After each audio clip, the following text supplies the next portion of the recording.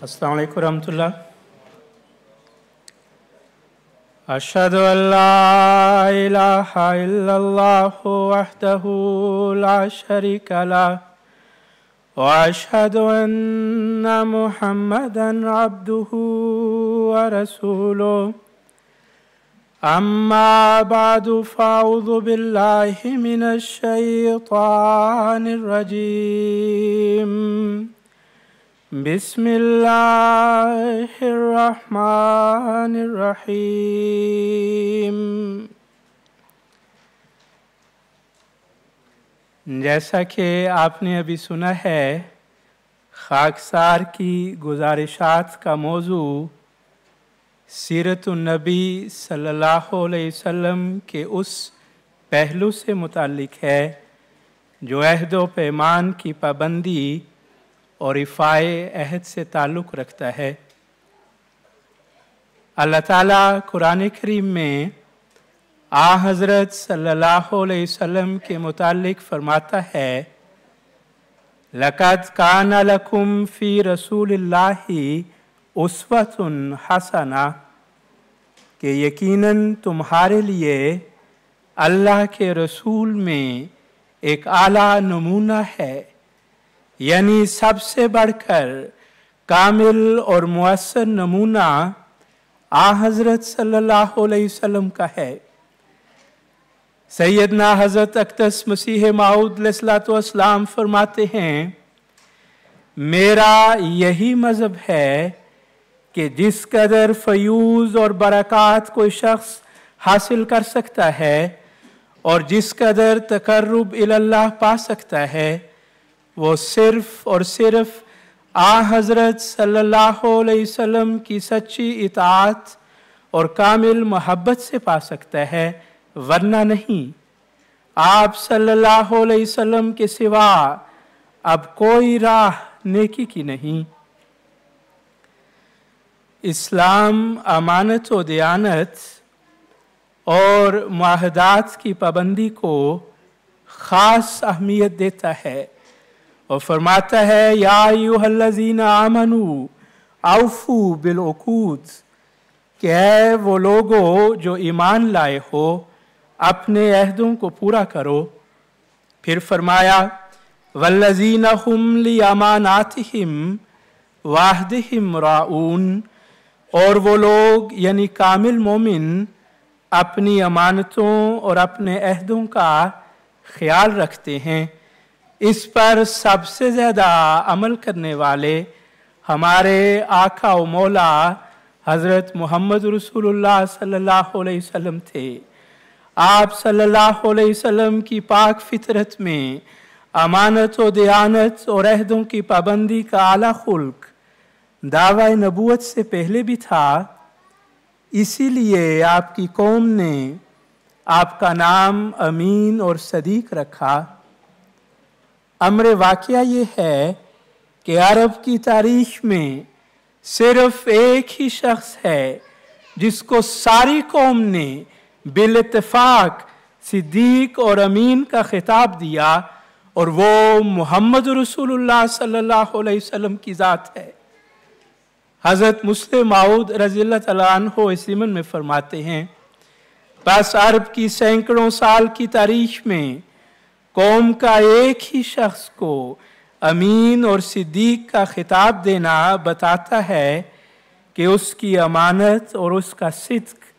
दोनों इतने आला दर्जे के थे कि उनकी मिसाल अरबों के इल्म में किसी और शख्स में नहीं पाई जाती थी। और ये दोनों खिताबात ऐसे हैं जिनका इफ़ाए अहद से बहुत गहरा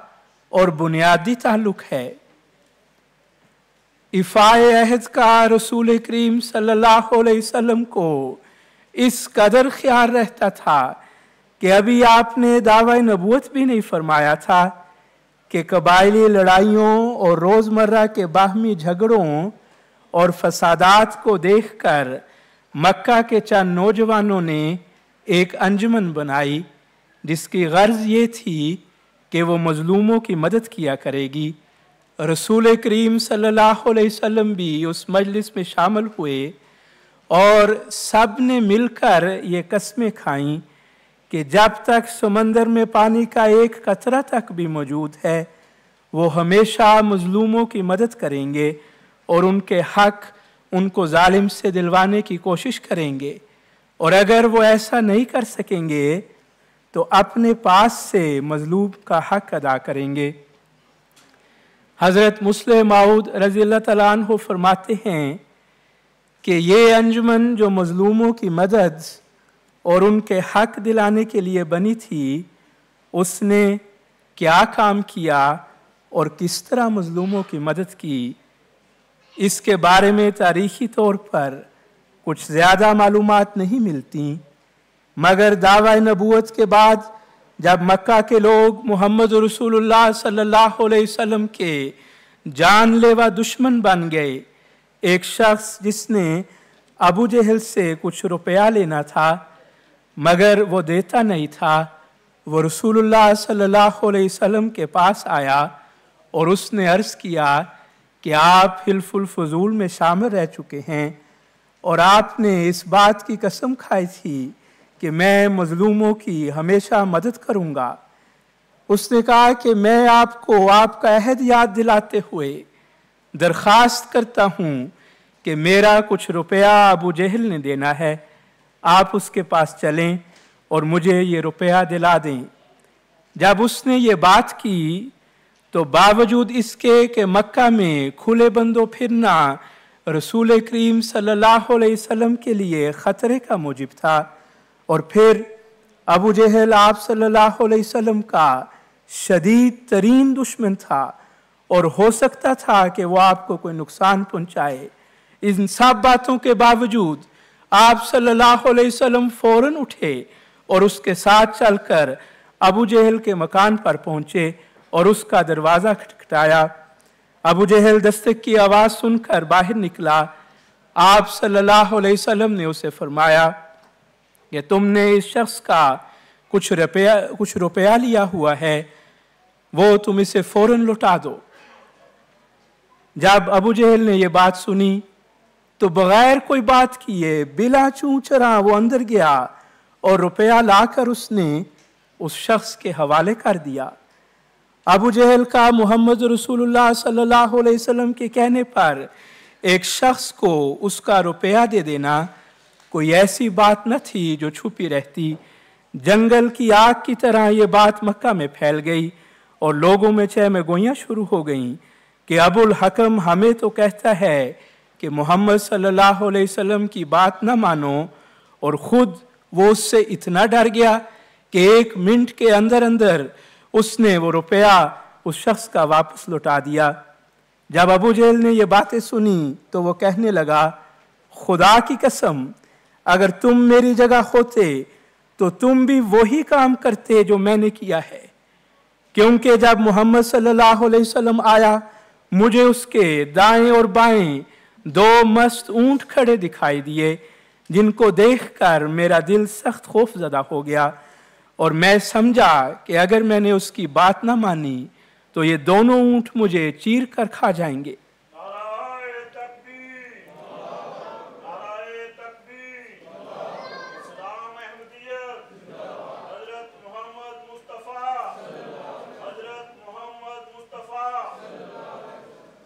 حضرت مسلم موعود رضی اللہ تعالیٰ عنہ اس واقعے کو بیان کرنے کے بعد فرماتے ہیں، اب یہ بات تو اللہ تعالیٰ ہی بہتر جانتا ہے کہ اسے کوئی نظارہ نظر آیا تھا یا حق کا روب اس پر چھا گیا تھا، مگر بہرحال جب رسول کریم صلی اللہ علیہ وسلم حلف الفضول کے معاہدے کے احترام میں ایک مظلوم شخص کا حق دلانے کے لیے انتہائی خطرات کی پرواہ نہ کرتے ہوئے اس کے پاس گئے تو سچائی کے روب نے اس کی شرارت کی روح کو کچل دیا اور وہ مظلوم کا حق دینے کے لیے تیار ہو گیا۔ اس ابتدائی دور کا ایک اور واقعہ حضرت عبداللہ بن ابی الحمصہ رضی اللہ عنہ روایت کرتے ہیں کہ میں نے نبی کریم صلی اللہ علیہ وسلم سے ان کی بعثت سے پہلے ایک سودا کیا اور میرے ذمے کچھ رقم تھی، जो अदा करनी रह गई थी। तो मैंने हज़रत सल्लल्लाहु अलैहि वसल्लम से ये कहा कि आप यहीं इसी जगह ठहरें, मैं वो बकिया रकम लेकर वापस आता हूँ। वो कहते हैं कि घर आने पर मुझे ये बात भूल गई और 3 दिन के बाद मुझे ये याद आई, और जब मैं उस जगह पर पहुंचा तो मैंने देखा कि हज़रत सल्लल्लाहु अलैहि वसल्लम उसी जगह पर खड़े मेरा इंतज़ार कर रहे हैं, और देखते मुझे फरमाया कि ऐ नौजवान, तुमने मुझे मुशक्क़त में डाल दिया, मैं 3 दिन से इसी जगह तेरा इंतज़ार कर रहा हूँ। यानी 3 बीर हजरत मोहम्मद मुस्तफ़ा, हजरत मोहम्मद मुस्तफ़ा, यानी 3 दिन तक मुख्तलिफ औकात में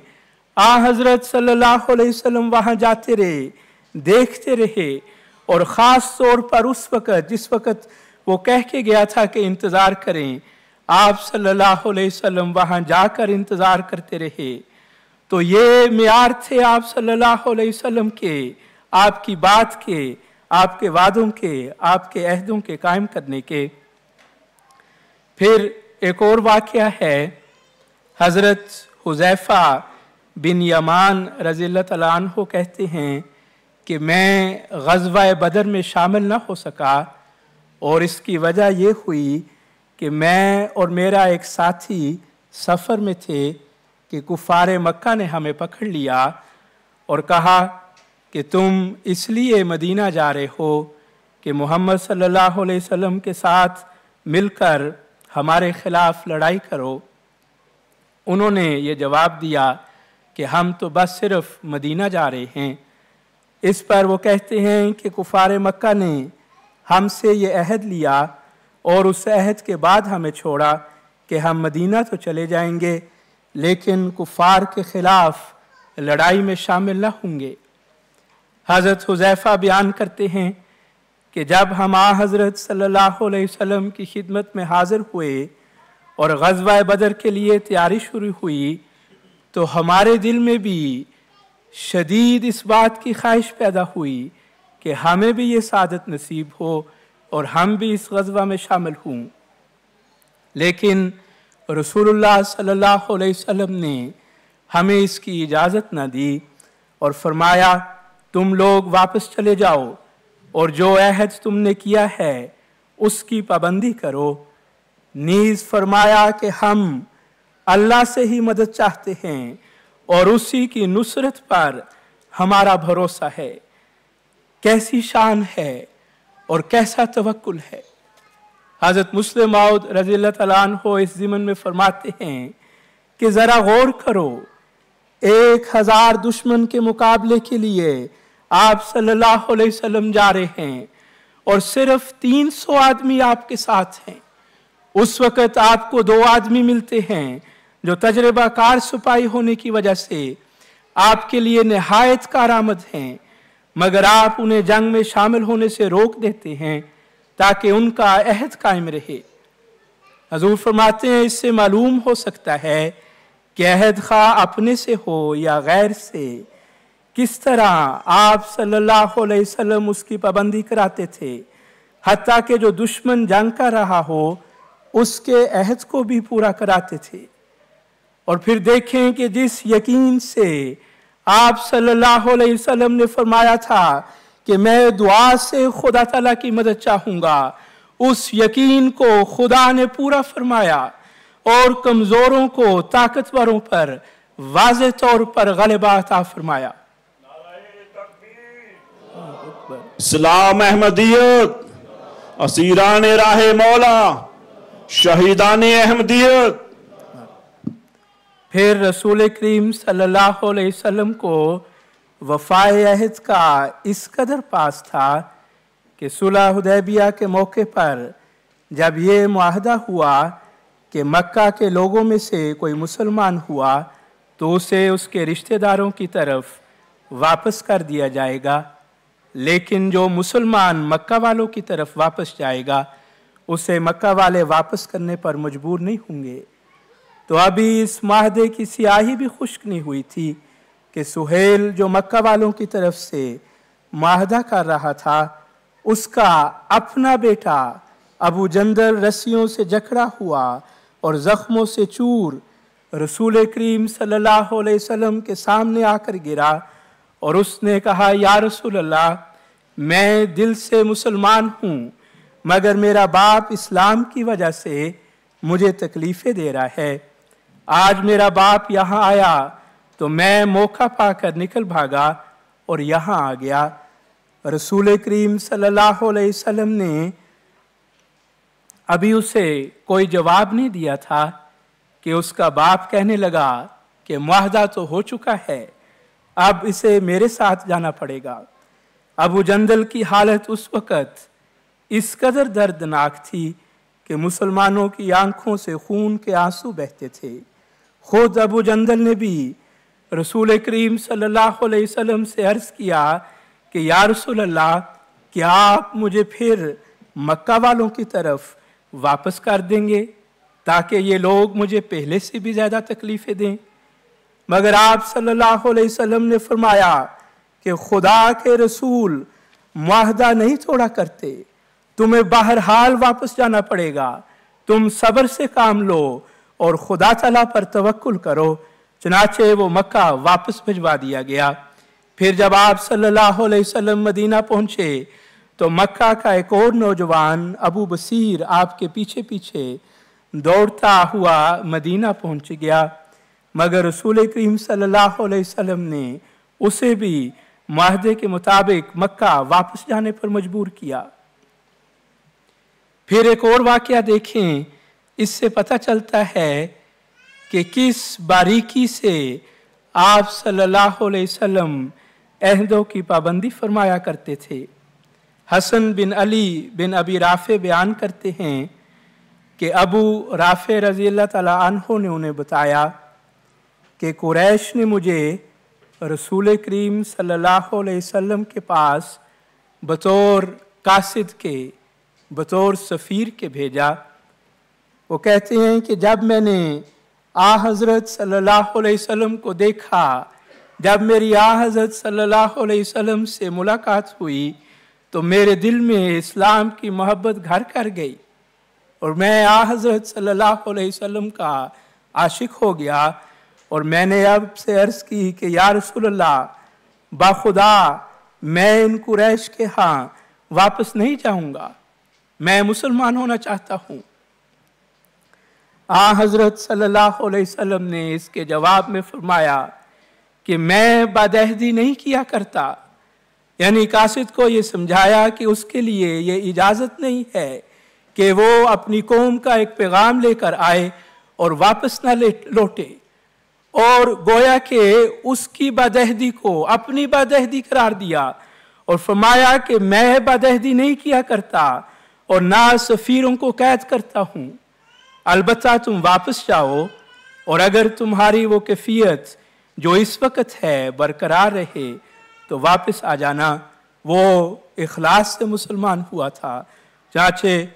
अबू राफे कहते हैं कि मैंने ऐसे ही किया, मैं वापस गया और फिर दोबारा नबी करीम सल्लल्लाहु अलैहि वसल्लम की खिदमत में हाज़िर हुआ और इस्लाम को कबूल किया। तो देखें, हर नए मुसलमान होने वाले को आप सल्लल्लाहु अलैहि वसल्लम ने पहले दिन से ही ये सबक दिया। एक तो ये कि अमानत में ख़यानत नहीं करनी, दूसरे ये कि अहद की पाबंदी करनी है।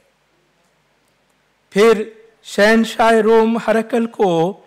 जब आ हज़रत सल्लल्लाहु अलैहि वसल्लम का तबलीगी ख़त मिला तो उसने बग़र्ज़ तहकीक कुरैश के सरदार अबू सुफियान को अपने दरबार में तलब किया और जो सवालात उसने अबू सुफियान से किए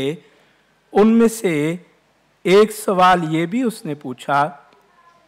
जो आ हज़रत सल्लल्लाहु अलैहि वसल्लम के मुतालिक था कि क्या मोहम्मद रसूलुल्लाह सल्लल्लाहु अलैहि वसल्लम और उसके साथियों ने तुम्हारे साथ कभी झूठा मुआहदा किया है? तो अबू सुफियान जो रसूलुल्लाह सल्लल्लाहु अलैहि वसल्लम का जानी दुश्मन था मगर फिर भी उसे तस्लीम करना पड़ा کہ آج تک اس نے ہم سے کوئی بدعہدی نہیں کی۔ ساتھ اس نے کہا البتہ آج کل ہمارا ایک معاہدہ چل رہا ہے جو حدیبیہ کا معاہدہ تھا، دیکھیں اس میں وہ کیا کرتے ہیں۔ اس پر قیصر روم نے اپنی فراست سے کیا خوب نتیجہ نکالا اور کہا کہ خدا کے رسولوں کا یہی مقام ہوتا ہے کہ وہ کبھی بدعہدی نہیں کرتے۔ تو شدید سے شدید دشمن کو بھی جو آپ سے لڑائی کر رہا تھا یہ جرت نہیں تھی کہ وہ آپ کے متعلق یہ کہے کہ آپ نے کبھی جھوٹ بولا ہے یا کوئی معاہدہ شکنی کی ہے۔ رسول کریم صلی اللہ علیہ وسلم امانت اور دیانت کے اصول پر اتنی سختی سے عمل کرتے تھے کہ تاریخوں میں لکھا ہے جن دنوں اسلامی افواج نے خیبر کا محاصرہ کیا ہوا تھا، ایک یہودی رئیس کا ایک ملازم جو اس کی بکریاں چرایا کرتا تھا، اس کے جانوروں کا خیال کیا کرتا تھا، وہ مسلمان ہو گیا اور اس نے کہا یا رسول اللہ میں اب ان لوگوں میں تو واپس نہیں جا سکتا، لیکن میرے پاس اپنے یہودی آقا کی جو بکریاں ہیں ان کے متعلق حضور صلی اللہ علیہ وسلم کا کیا ارشاد ہے۔ رسول اللہ صلی اللہ علیہ وسلم نے فرمایا کہ بکریوں کا منہ یہودی قلعے کی طرف کر دو اور ان کو ادھر دھکیل دو، اللہ تعالیٰ خود انہیں ان کے مالک کے پاس پہنچا دے گا۔ چنانچہ اس نے ایسا ہی کیا اور بکریاں قلعے کے پاس چلی گئیں، جہاں سے قلعے والوں نے ان کو اندر داخل کر لیا۔ حضرت مسلم موعود رضی اللہ تعالیٰ عنہ اس واقعے کے بعد فرماتے ہیں کہ اس واقعے پر غور کرنے سے معلوم ہو سکتا ہے کہ رسول کریم صلی اللہ علیہ وسلم امانت کی ادائیگی کا کتنا احساس رکھتے تھے اور کس طرح جنگ کے دوران میں بھی دشمن قوم کے اموال پر بے جا قبضہ کرنا ناجائز سمجھتے تھے۔ آپ نے فرمایا کہ موجودہ زمانہ انتہائی ترقی یافتہ دور کہلاتا ہے، مگر آج کل بھی کبھی ایسا واقعہ نہیں ہوا کہ جنگ کے دوران میں دشمن اقوام کے جانور ہاتھ آگے ہوں تو ان کی دشمن کی فوج کی طرف واپس کر دیا ہو ان جانوروں کو۔ آگے حضور فرماتے ہیں کہ لڑنے والوں کے اموال آج کل جنگ میں حلال سمجھے جاتے ہیں اور لوٹ کسوٹ ایک روزمرہ کا کھیل سمجھا جاتا ہے، مگر باوجود اس کے وہ بکریاں ایک ایسے شخص کی تھیں جو اسلامی افواج کا مقابلہ کر رہا تھا، اور باوجود اس کے کہ ان بکریوں کے قلعے میں واپس چلے جانے کا یہ نتیجہ نکلتا تھا کہ مہینوں تک انہیں اپنی غذا کا سامان مہیا ہو جاتا اور لڑائی لمبی ہو جاتی، پھر بھی رسول کریم صلی اللہ علیہ وسلم نے یہ برداشت نہ کیا کہ امانت میں خیانت ہو، بلکہ آپ نے فرمایا بکریوں کا منہ قلعے کی طرف کر دو اور انہیں اس طرف ہانک دو تاکہ امانت میں خیانت واقع نہ ہو۔ اس طرح رسول کریم صلی اللہ علیہ وسلم نے اسے مسلمان ہوتے ہی پہلا سبق یہ دیا کہ جب کوئی امانت تمہارے پاس رکھ دی جائے تو تمہارا فرض ہے کہ انتہائی مشکلات میں بھی اس کی حفاظت کرو اور جس کی چیز ہے اسے وہیں پہنچاؤ۔ صحابہ نے رسول کریم صلی اللہ علیہ وسلم سے یہ سبق سیکھا اور انہوں نے بھی اس پر ایسی سختی سے عمل کیا جس کی نظیر آج تہذیب و شائستگی کی دعوے دار اقوام میں بھی کہیں نظر نہیں آ سکتی۔ یہ کتنا شاندار نمونہ ہے جو صحابہ نے دکھایا کہ ہمس جو عیسائیوں کا ایک مرکزی شہر تھا اس پر مسلمانوں کا قبضہ ہو گیا اور انہوں نے لاکھوں روپیہ عیسائیوں سے ٹیکس کے طور پر وصول کر لیا، لیکن جب انہیں جنگی مصلحتوں کے متحد اس شہر کو خالی کرنا پڑا تو انہوں نے وہاں کے ذمہ دار افراد کو بلایا اور ان کو سارے کا سارا روپیہ واپس کر دیا اور کہا کہ ہم نے تم سے یہ ٹیکس اس لیے لیا تھا کہ ہم تمہارے جان و مال کی حفاظت کریں گے، مگر اب چونکہ حالات مخدوش ہو رہے ہیں اور ہم اس شہر کو چھوڑ رہے ہیں، اس لیے ہم دیانت و امانت کے اصول کے خلاف یہ بات سمجھتے ہیں کہ تمہارا روپیہ اپنے پاس رکھیں۔ चुनाचे लाखों रुपया उनको वापस कर दिया गया। तारीख बताती है कि इस वाक़े ने ईसाइयों के क़ुलूब पर ऐसा गहरा असर छोड़ा कि जब मुसलमानों का लश्कर शहर से निकला तो वो साथ साथ अलविदा कहने के लिए चल पड़े। उनकी आंखों से आंसू बहते जाते और वो कहते जाते थे कि खुदा तुम्हें फिर दोबारा वापस लाए कि हमने तुम्हारे जैसे नेक हाकिम आज तक नहीं देखे। गर्ज इस्लाम अमानत व दियानत और मुआहदात की पाबंदी को ख़ास अहमियत देता है और फरमाता है कि वही मोमिन कामयाब हो सकते हैं जो अमानत और वफ़ाए अहद में भी बेहतरीन नमूना पेश करने वाले हों। हज़रत अनस बिन मालिक रज़ियल्लाहु तआला अन्हु रवायत करते हैं कि नबी करीम सल्लल्लाहु अलैहि वसल्लम हमें खिताब करते हुए हमेशा फरमाया करते थे कि जो शख्स अमानत का लिहाज नहीं रखता उसका ईमान कोई ईमान नहीं, और जो अहद की पाबंदी नहीं करता उसका कोई दीन नहीं। बस जिसे हज़रत मोहम्मद रसूलुल्लाह सल्लल्लाहु अलैहि वसल्लम और आपके दीन से मोहब्बत है उसकी तो यही कोशिश होगी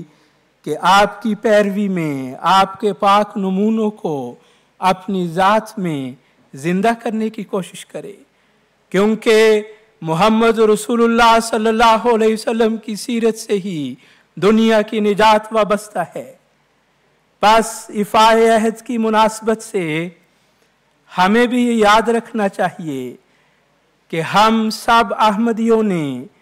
इस जमात में शामिल होकर कुछ अहदो पैमान किए हैं, कुछ वादे किए हैं जिनकी पाबंदी हम सब पर लाजिम है। खुदा ताला का नाम लेकर खुदा ताला के कायम करदा खलीफा के हाथ में हाथ देकर दीन को दुनिया पर मुकद्दम रखने का अहद किया है हम सब ने। हज़रत अक़दस मसीह माऊद अलैहिस्सलाम फरमाते हैं,